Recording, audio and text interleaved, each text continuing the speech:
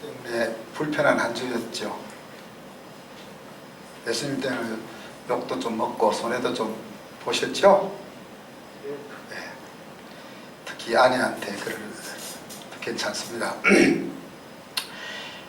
그런데 이제 사도 바울이 로마서 18장 17절에 보면 우리가 예수님과 함께 영광을 받기 위해서는 고난도 함께 받아야 된다, 그렇게 말씀하시죠. 그래서 우리가 예수님 때문에 좀 손해본 것이 있겠구나, 내가 좀 희생한 것이 있겠구나 생각을 했었는데, 곰곰이 생각해 보니까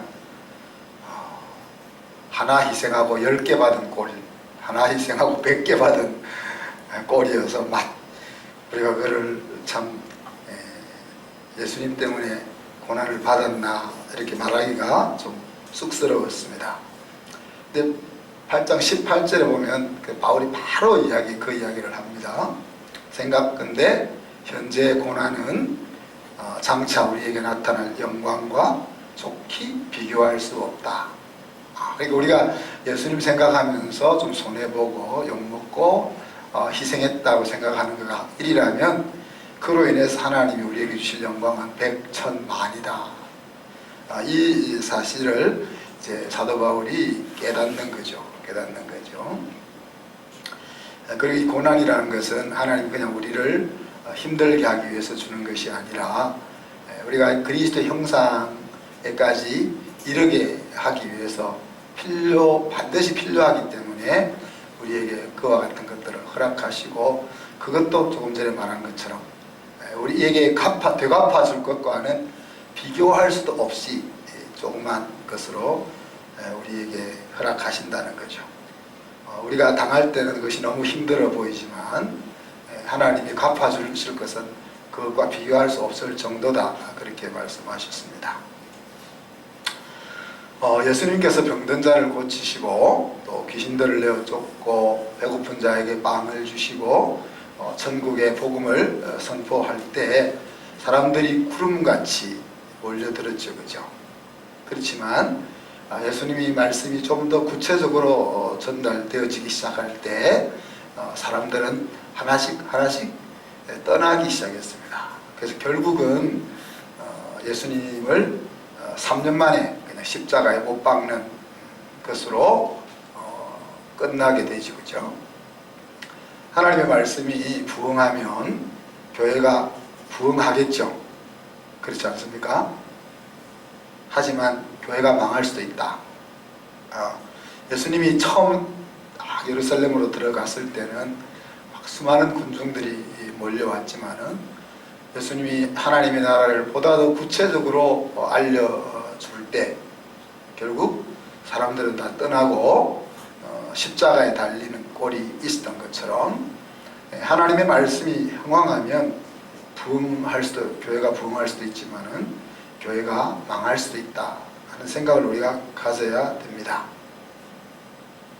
우리 눈에 보이기에 그렇다는 거죠.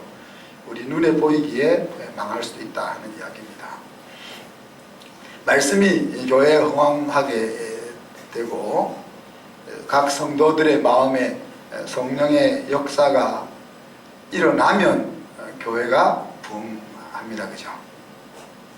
그래서 삶이 변화되고 능력이 나타나고 믿는 무리의 수가 더해지는 부흥이 일어나게 될 것입니다. 그렇지만 말씀의 부흥이 일어나는데 우리의 심령에 성령의 역사가 일어나지 않으면 말씀의 부흥은 부담에 부담을 더해주는 것으로 이어지게 되고 성도들은 마음을 불편하게 하지 않는 교회로 떠나가게 되겠죠. 우리가 하나님의 말씀, 오늘 하나님을 아는 지식에 대해서 우리가 이야기하는데, 하나님을 아는 지식이 우리가 부족하게 되면 우리가 하나님의 은혜가 내 마음속에 충만하게 임하면은 부모님들은 염려를 하죠. 그래서 옛날에는 그랬어요. 우리 교회는 안 그럴 줄을 내가 아는데 청년들을 대학부에서 열심히 신앙생활을 적정선에서 하게 하는 거지. 왜냐하면 하나님의 은혜가 너무 충만하게 임하면 제가 선교사로 가겠다 하든지 뭐 이런 것들이 염려가 재몽 이사 염려 안 되시나요? 저희 어머니가 걱정 많이 네, 다행히 선교사로 안 가고 지금 이렇게 잘 우리가 그렇죠? 우리가 하나님의 말씀에 사로잡히면 야 예수님께서 그 부자 청년에게 이야기한 것처럼 야 너 재산 다 팔고 나를 따라 이렇게 말씀하시면 어떨까 이런 염려가 들지 않나요? 그죠? 그래서 이제 부흥이 안 될 수 있다는 거예요. 산상설교 서론을 다 들었는데도 이렇게 교회를 안 떠나고 이렇게 오늘 오신 거 보면 여러분 축복합니다. 할 데가 없으니까. 잘하셨습니다. 우리가 믿음의 영웅으로 살지는 못해도 그래도 적어도 주님이 말씀하시는 것이 이것이 우리가 가야 될 바른 길이라고 인정하고 또 그렇게 따라가려고 마음까지는 우리가 먹어야 그래도 되지 않겠나 생각합니다. 오늘부터 겨울방학 전까지 이 하나님의 성품과 하나님을 좀 또 배워나가는 시간들을 가지기를 원합니다. 오늘 읽었던 호세아서는 호세아 선지자가 기록한 책이죠. 호세아라는 이름의 뜻은 구원이라는 뜻입니다. 구원. 이게 여호수아라는 그 이름과 같은 뜻이고 또 신약에 와서 예수와 같은 의미입니다. 호세아와 그 아내 고멜과의 관계는 하나님과 이스라엘 백성과의 관계가 흡사하죠. 그죠? 이스라엘 백성들은 물질적으로는 지금 풍요한 시대를 맞이하고 있지만은 영적으로는 빈곤해서 마치 고멜과 호세아의 그 부부 관계처럼 하나님과 이스라엘 백성과의 관계가 소원한 그런 상황이다. 호세아 선지자는 여로보암 2세로부터 사마리아가 망할 때까지 사역했던 선지자입니다. 사마리아는 북이스라엘을 의미합니다. 호세아서의 주제는 하나님을 끊임없이 배반하는 불신앙에도 불구하고 변함없이 사랑하시는 하나님, 그것이 이제 이 호세아서의 주제라 그렇게 말할 수 있겠죠. 좀 피부에 와닿게 말하자면 사랑하는 엄마 아빠의 안타까움, 그것이 이제 이 호세아서의 주제다. 지금 노엘이 미엘이는 엄마 말 잘 듣죠? 야, 그 정도를 안 듣는다 하면 진짜 참 우리 경환자면 욕심이 많은 것 같아. 그 정도면 잘 듣는 거야. 그럼 좀 말 더 잘 나연이 서연이는 잘 듣죠? 대답을 못 하시네. 훈기 말 잘 듣죠? 약간 사춘기 들어갑니까? 그런데 이제 나중에 이제 형이 이제 대학 가잖아요. 이제 대학을 가서 아이가 커서 자립할 때 그때는 진짜 말을 안 듣거든요. 말을 안 듣는 게 정상이고 언제까지 엄마 아빠 말만 듣고 살겠어요? 그런데 말을 안 들어도 흥하는 길로 가면 우리의 마음이 힘들지 않잖아요. 그런데 말을 듣지 않으면서도 망하는 길로 굳이 가고 있는 그 장성한 자녀를 향한 부모의 안타까운 몸부림이 오늘 이 호세아서를 통해서 주시는 하나님의 몸부림이다 생각하시면 됩니다. 매를 들어도 안 되고 돈을 주고 얼러도 안 되고 어려움 속에 빠뜨려도 안 되고 어떤 일을 어떤 도구를 써도 반응이 없는 다 큰 자식, 그 다 큰 자식에 대한 엄마 아빠의 그 안타까운 사랑의 몸부림, 그것이 이제 이 호세아서의 주제다.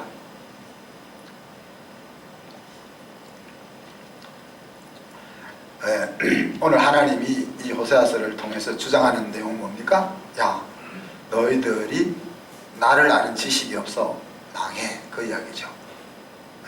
지식이 없다는 걸 lack of knowledge 했으니까 지식이 부족해서, 지식이 온전하지 못해서 망해. 그런 이야기입니다. 하나님의 말씀이 흥황해서 내 재산을 다 팔아라 하면 재산을 다 팔 수 있다는 그것이 얼마나 큰 축복이고 얼마나 큰 은혜예요. 그죠? 하나님이 말씀이 왕성해가지고 야 너 선교지로 가. 그래도 하나님이 우리 인숙선교사님 생각해서 못 가게 비자를 안 주시니까 얼마나 큰 은혜예요. 그래도 굳이 가겠다고. 이제 우리가 그거를 막 우리 마음대로 할 수는 없지만은 사실 그 뒤를 돌아보면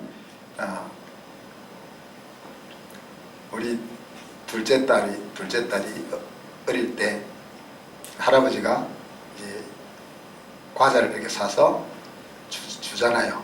주고 나서 받으면 이제 자기 것이 된 거잖아. 그리고 할아버지 하나만 줘라 안 주는 거지 얘가.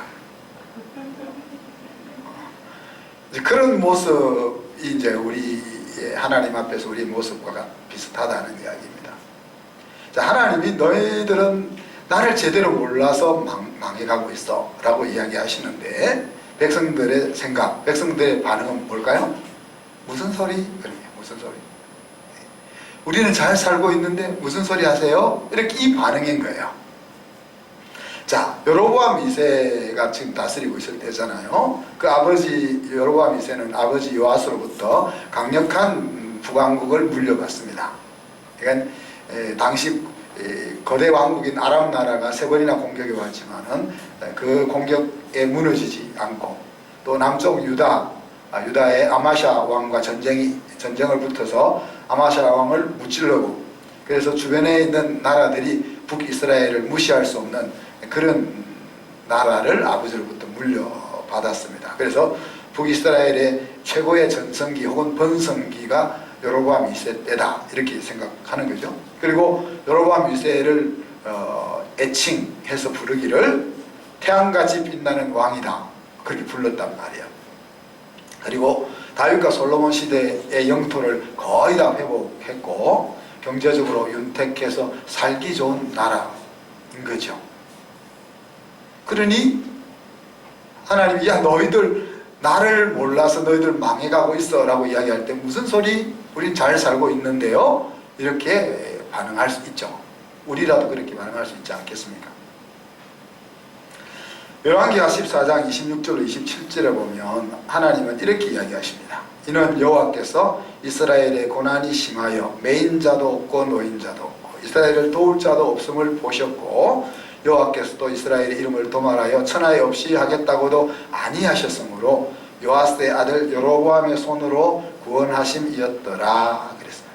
그러니까 여로보암을 통해서 뭔가 일을 벌이시고 이스라엘 나라를 번성케 유지시켜 주는 것이 하나님이 지금 불쌍해 가지고 은혜를 베풀고 있는 기회를 주고 있는 것이다 라고 소개하고 있는 거죠. 그래서 이 여로보암 2세 때 사역했던 선지자들이 대표적인 선지자들이 요나 선지자, 아모스 선지자, 또 호세아 선지자인데 이들의 주제가 뭡니까? 하나님께로 돌아오라 그 주제잖아요. 그죠? 그래서 바로 이제 6장으로 가보면 오라 우리가 여호와께로 돌아가자 그렇게 호소를 하고 있단 말이에요. 자, 그런 상황에서 하나님이 주신 그 기회를 여로보암 왕은 우상 숭배로 반응합니다. 그리고 사회는 정의와 공의가 무너져 버립니다. 사회가 정의가 무너지는 이유는 성경에서는 율법이 해이해져서 혹은 지도자가 바로 서지 못해서 사회 기강이 바로 되지 않는 거죠. 그래서 이 여로보암 2세 이후의 북이스라엘은 브레이크가 망가진 폭주기관차와 같이 쏜쓸 수 없이 망가져가는 역사를 기록하고 있는 겁니다. 자, 오늘 읽었던 말씀에 보면 하나님께서 이스라엘에 대해서 이렇게 평가하죠. 너희에게는 진실이 없어 진리가 없다. 너희에게는 인애 자비 사랑이 없어. 그리고 너희에게는 하나님을 아는 지식이 없어. 그렇게 평가합니다. 자, 진리가 없고 사랑이 없고 하나님에 대한 지식이 없으면 뉴트럴하게 살면 좋을 텐데 뉴트럴하게 사는 것이 아니라 반대쪽으로 가게 돼 있죠. 그죠? 그래서 반대쪽으로 가는 것을 이렇게 하나님 이야기합니다. 너희에겐 그것은 없고 있는 것이 있는데 남을 저주하고 속이고 살인하고 도둑질하고 간음하고 포악하고 피에 피가 이어가고 이런 것들이 너희들에게 가득해. 다르게 이야기하면 사회가 하나님을 잊어버리고 사랑을 저버리고 진리를 멀리하게 되면 찾아오는 것이 오늘 하나님이 말씀하신 이런 일들이고, 이런 일들은 성경뿐만이 아니라 우리 역사 가운데서 오늘날도 동일하게 경험하고 있는 것들이죠. 자, 이런 현실이라면 그 다음에 다가올 나라의 미래는 눈을 보는 듯이 뻔하지 않겠습니까? 그죠? 그래서 오늘 하나님은 3절에 보니까 땅이 슬퍼하고 땅에 사는 생물들이 다 쇠잔해 가고 그 다음에 바다의 고기들도 사라져 간다. 로마서에서는 그랬잖아요. 우리가 하나님 앞에서 범죄함으로 인해 가지고 우리의 삶의 터전이 망가지고 그 삶의 터전에 살고 있는 모든 생물들이 저주를 받고, 그래서 말 못하는 그 산천 초목이 하나님의 아들들이 다시 나타나서 망가진 이 세상이 회복되기를 기다린다, 그렇게 이야기하잖아요. 우리가 심지 않고 거두는 것들이 산에 가면 많이 있잖아요. 우리 김은철 목사님이 사시사철 산에 가서 수학을 해 오시는데 바다에 가면 심지 않고 거두는 음식이 있죠. 뭡니까? 물고기. 요즘은 과도리 양식을 해서 우리가 양식을 해서 키우는데 양식한 거는 안 좋잖아요. 가두 키우니까 얘가 힘이 없어 잘 죽으니까 뭘 먹여야 돼요? 항생제를 많이 먹여야 되고, 그래서 생태계를 이제 망가뜨리잖아요. 그럼 어쩔 수 없이 우리가 회를 워낙 좋아하니까 그렇게 키워 먹을 수밖에 없지만은, 그러니까 심지 않고 거두는 그 하나님의 은혜의 상징과 같은 물고기가 다 씨가 말라 간다는 이야기입니다. 이 일에 있어서 백성들도 지도자도 누구 하나 나을 것이 없이 매일반, 그래서 모두 망하고 말 것이다. 그래서 하나님의 말씀은 내 백성이 지식이 부족해서 망하게 되었다 하는 거죠.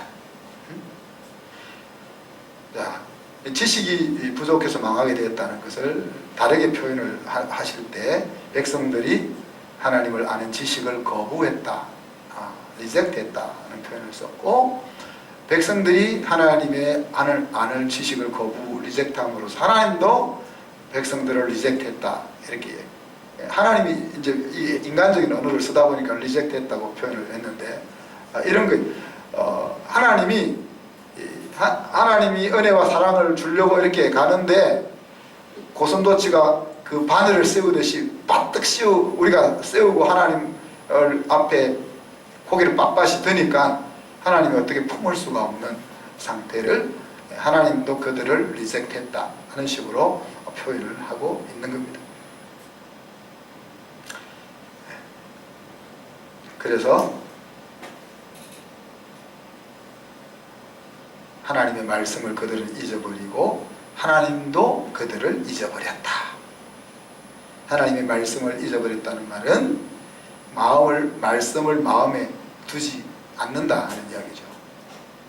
그리고 하나님이 그들을 마음에 두지 않는다는 말은 하나님도 그들이 하는 대로, 그래 어쩔 수 없지, 너가 하는 대로 해봐, 내가 그대로 보고 있을게, 마치 에서에게 하나님이 하신 것처럼 야곱은 잘못하면 매를 들고 고난 속으로 집어넣어서라도 바른 길로 이끌려고 하셨다면 에서는 그래 너 하는 대로 한번 해봐, 그렇게 보고 두신 것처럼 하나님이 이스라엘 백성들을 향해서 네가 하는 일에 내가 관여치 않을 테니까 한번 잘 해봐. 그렇게 하셨다는 이야기입니다. 망하도록 버려두시는 하나님의 힘든 사랑이 이 속에 담겨 있는 거죠. 예. 망해야 정신을 차리니, 예. 스스로 망하는 길로 가서 망해 볼 수 있도록 하는 하나님의 힘든 사랑이 그 속에 담겨 있습니다. 하나님께서는 이렇게 말씀하십니다. 너희가 번성할수록 나에게 더 범죄하니 그랬습니다. 이스라엘의 풍요는 자신들에게서 온 것이 아니잖아요. 그죠? 하나님이 그들을 보살피는 자도 없고 그들 편에 서는 자도 없는 것을 보고, 또 아직은 내가 얘들을 멸망시키려고 작정 안 했기 때문에 기회를 주는, 그래서 기다려주고 배려해주고 은혜를 베푸는 결과가 지금 풍요롭게 살고 있는 것인데, 예, 그들은 그것을 알아차리지 못하고 살만하니까 더 엉뚱짓을 하게 되었다는 겁니다. 그래서 하나님께서는 그들에게 허락했던 그 영화가 욕이 되도록 망하게 해서 살리는 길로 그들을 이끌고 가는 거죠. 그래서 먹어도 배부르지 않고 음행하여도 자손이 번성하지 않는 이런 일들이 이스라엘 나라에 임하게 된 것입니다. 오늘 이런 하나님의 책망은 다르게 이야기하면 하나님을 아는 것이 인생 승리의 비결이고 참된 부흥의 길이다 하는 반정적인 말씀이죠. 우리가 알면은 행동이 따라오게 마련이라, 그렇죠? 그래서 안다는 말과 믿는다는 말과 행동한다는 말은 다 같은 의미입니다. 아브라함은 죽어도 살리시는 하나님을 알았습니다. 아브라함이 하나님에 대해서 다 하나님을 아는 지식이 부족해서 다 몰랐지만은 죽여도 살리신 하나님은 알았어요. 그래서 이삭을 번제로 드리라 할 때 그 아들을 죽이려고 할 수 있었던 거죠. 왜? 죽여도 살리실 하나님을 알고 있었기 때문에.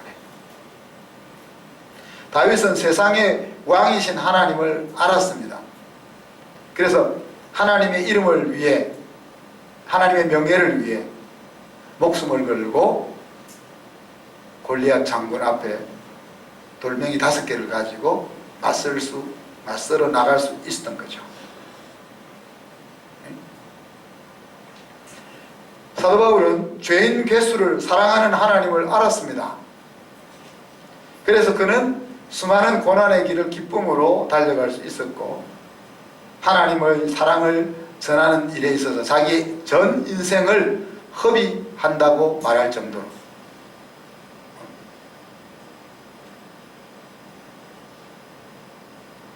시편 기자는 오늘 미리 올 EQ 시대를 우리 대비해서 너희들은 하나님의 선하심을 찍어서 맛보아 알아라, 그렇게 이야기하죠. 그냥 목사님에게서 들어서 알지 말고, 공부해서 알지 말고 실제 찍어서 맛보고 알아라, 그렇게 권고하고 있습니다. 지난주 제가 이미 선포했죠. 저는 좋은 설교자는 아니라고. 제가 좋은 설교자였으면은 좋은 떡밥을 던지면은 연못에 물고기들이 몰려오는 것처럼 우리 한순교회에 많은 성도들이 몰려와 있어야 되는데, 그런데 많은 성도들이 몰려와 있지는 않잖아요. 자, 그렇지만 좋은 설교자는 아니지만 선한 목자이기 위해서 달려가고 있다 그랬습니다. 그래서 여러분의 귀에 듣기 좋은 말은 제가 못하지만 여러분의 인생 승리를 위해서 제가 알고 있는 하나님을 열심히 알게 하려고 애쓰는 거죠. 우리가 3년 동안 하나님의 11가지 하나님에 대해서 우리가 공부했습니다. 다 기억을 잘 못하시더라고요. 물어보니까. 사랑의 하나님, 아버지 하나님, 또 일하시는 하나님, 또 여호와 이레의 하나님, 기도하면 응답하시는 하나님, 전능하신 창조주 하나님, 치료하시는 하나님, 은혜를 베푸시는 하나님, 용서하시는 하나님, 임마누엘 하나님, 에베네셀 하나님. 뭐 이렇게 하려면 끝이 없겠지만 우리가 계속 그럴 수는 없잖아요. 그래서 제가 하나님을 아는 지식과 11가지 하나님, 최소한 우리가 이 하나님을 아는 지식에 있어서는 우리가 그 지식을 키워나가기 위하여 힘을 쏟아야겠다 하는 이야기입니다. 여러분, 사랑의 하나님을 여러분이 정말 어느 정도 알고 있나요? 로마서 5장 8절에 이야기한 것처럼 우리가 아직 죄인 되었을 때에 다르게 이야기하면 우리가 하나님을 모르고 하나님을 거부하고 하나님이 없이도 행복할 수 있다라고 생각하는 그때에 아들 예수 그리스도를 십자가에 달려 죽게 하는 것을 통해서 자기가 우리를 얼마나 사랑하는 것인지를 증명해 보이신 그 사랑의 하나님, 그 하나님을 우리가 제대로 안다면은 사실 삶에 마르지 않는 에너지를 가지는 것과 같다. 제 생각입니다. 여러분은 이제 제가 이제 그 하나님을 아는 집 짓기를 좀 할 건데 각 집의 기둥에 어떤 장식이 붙을지 한번 시상을 한번 해봐야 돼요. 제가 말하는 게 답이 아니고 제가 아는 하나님은 그렇다는 이야기니까 여러분이 아는 사랑의 하나님은 어떤지 여러분이 경험을 해야 되는 거예요. 여러분이 경험을 해야 되고 그거를 이제 집의 기둥으로 표시를 해보자 하는 이야기입니다. 삶에 마르지 않는 에너지의 원천을 가지고 있으니까 어떻게 살겠어요? 도전적인 물불을 가리지 않고 도전적인 삶을 살아갈 수 있지 않겠어요? 전능하신 창조주 하나님을 우리가 안다면 하나님 앞에 내 모든 인생과 사업과 자녀들을 맡길 수 있지 않겠습니까? 하나님이 책임질 수 있는 일을 저지를 수 있지 않겠습니까? 용서하기를 기뻐하는 하나님을 우리가 정말 안다면 좀 경망스러운 표현을 제가 썼잖아요. 그 사유하기를 절개하시는 하나님, 경망스러운 표현 기억하세요? 누가? 제가 경망스러운 표현을 썼는데 기억을 못 하시는 거예요. 용서하고 싶어서 안달이 나신 하나님.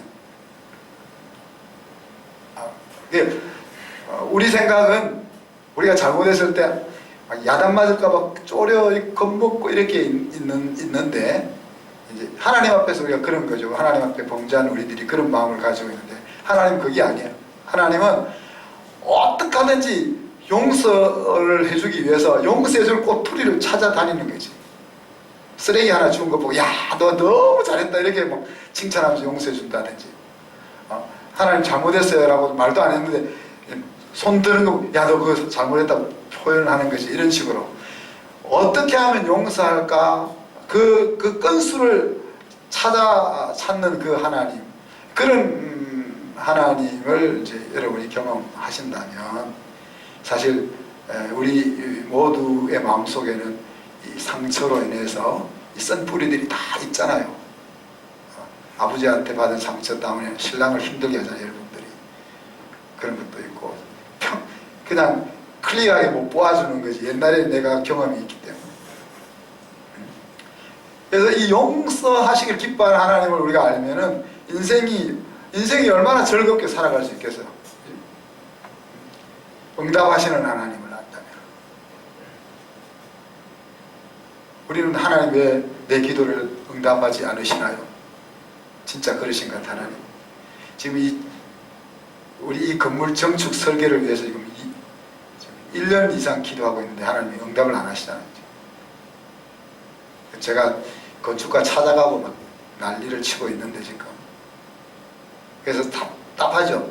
안 될 일이 없는데 안 되는 거. 내 기도하니까 더 놀라운 일이 뒤에 숨어 있는 거죠. 그 나중에 이제 이루어지고 나서 제가 이야기를 해요. 그렇다는 이야기고. 그게 요한일서 5장에서 뭘 이야기하고 있습니까? 응답하시는 하나님이 그냥 지금 북한이 우리하고 직통 라인을 개설했다가 직통 회선을 개설했다가 끊었다가 지 마음대로 하고 있잖아. 우리가 거기 매달릴 게 뭐 있어요? 지가 걸어도 야 안 받아 우리가 이래야 되는데 매일 받아주세요 받아주세요 이라고 있는데 이게 무슨 짓이요? 폭발시키고 뭐 해도 그쪽에서 전화만 걸면 아유 감사합니다 이게 받는 이게 무슨 짓이요? 그쪽에서 걸어와도 안 받아야지. 야 정신 차리고 무릎 꿇어 그럼 내가 받을게 그렇게 나가야죠. 그리고 하나님이 딱 우리 대통령 같은 거지. 우리한테서 전화가 올까봐 그냥 전화기 앞에서 딱 이렇게 쳐다보고 있는 거야. 경환자매한테서 전화가 올까봐 전화를 안 거는 거지 여기서.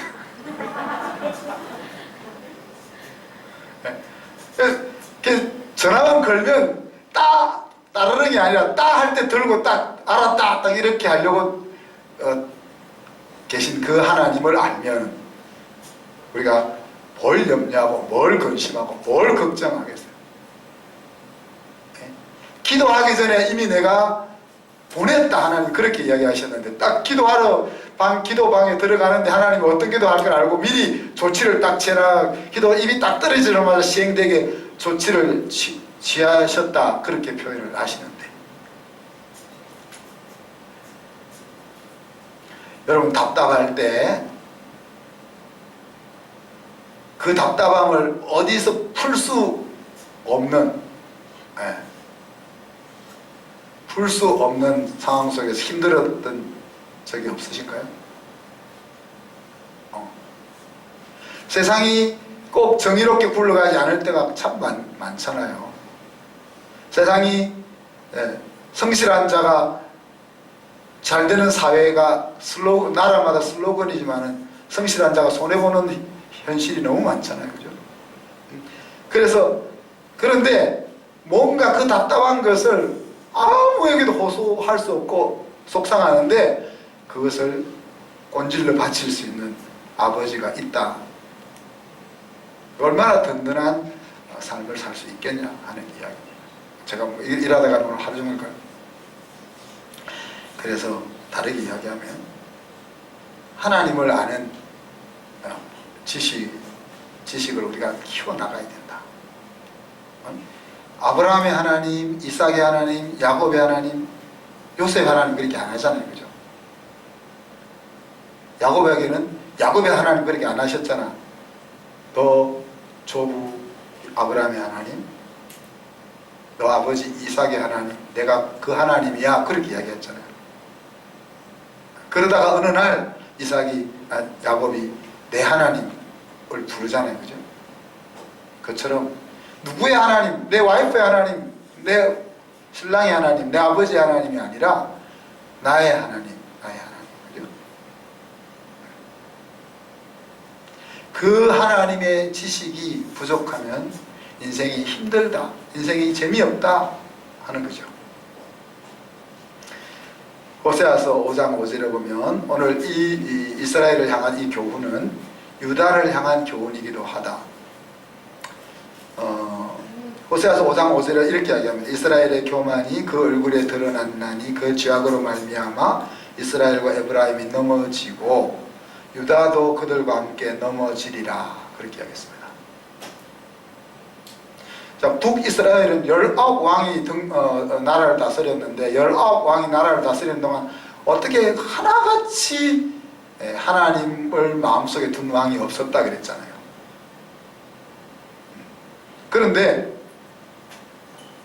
그래서 이 북이스라엘을 향하여 지금 너희들이 나를 아는 지식이 없어서 망한다 경고하고 있는데 그 경고는 유다에게도 적용이 된다는 이야기죠. 그러면 북이스라엘이 망하고 한참 있다가 남유다가 망하는데 북이스라엘이 망할 때 남유다가 정신을 차렸으면 안 망할 수 있는 거죠. 그죠? 이 말씀을 듣고 남유다는 정신을 차렸어야 하는 겁니다. 자, 그 남유다는 정신을 안 차려서 망했어요. 그럼 이 말씀은 남유다에게만 경고로 끝나겠습니까? 아니죠. 3000년이 지난 오늘날 우리 민족에게도 동일하게 적용이 되는 겁니다. 하나님을 아는 지식이 없고 진리가 없고 사랑이 없으면 망한다 하는 것이 지금 우리의 사회가 돌아가는 모습을 보면 진리가 없고 사랑이 없고 하나님을 아는 지식이 없었을 때의 이스라엘의 사회상과 똑같지 않습니까?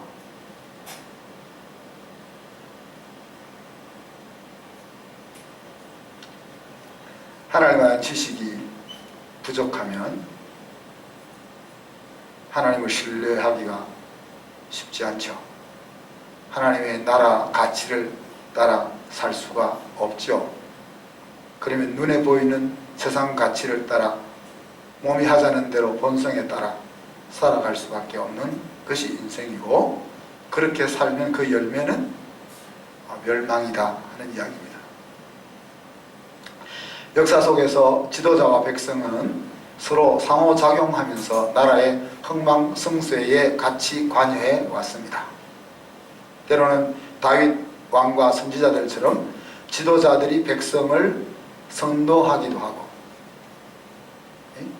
니느웨 백성의 회개처럼 백성이 지도자를 각성시켜서 정신 차리게 하기도 하고, 느헤미야가 성벽을 재건할 때 온 백성이 십시일반으로 동참해서 함께 하나님의 역사를 이룬 것처럼 백성들이 힘을 보태어 나라를 재건하기도 했다 하는 이야기입니다.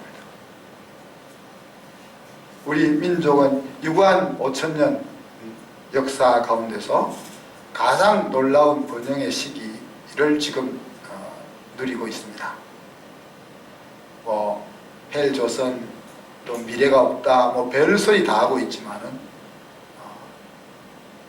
사실 우리 민족의 역사 가운데서 가장 풍요로운 시대를 살고 있죠.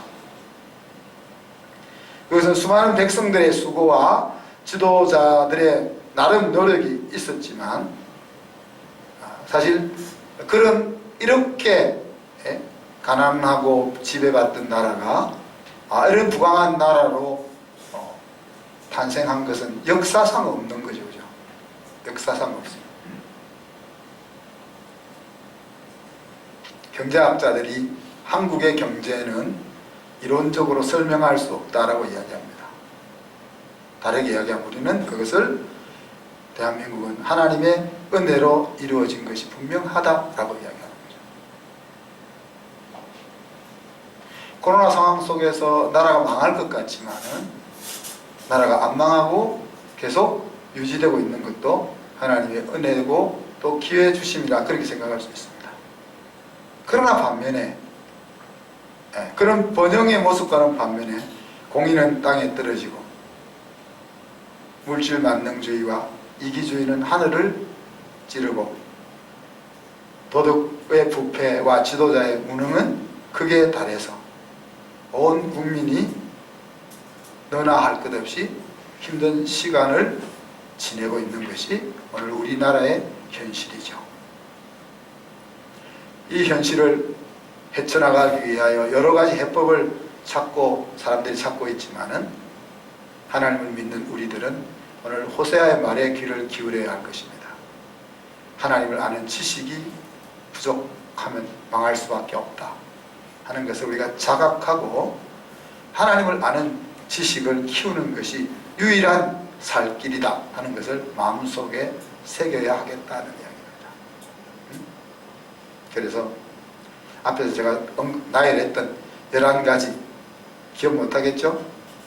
주보 뒤에 보면 다 올라가 있습니다. 질문에.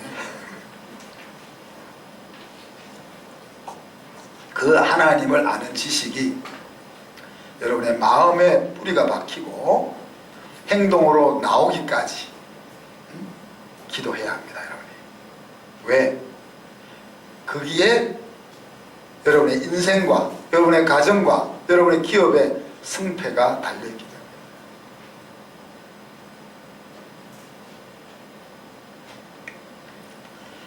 말씀 생각하면서 같이 한 1분 동안 기도합시다. 하나님을 맛보아 알아가는 일에 생명을 걸게 하여 주시옵소서.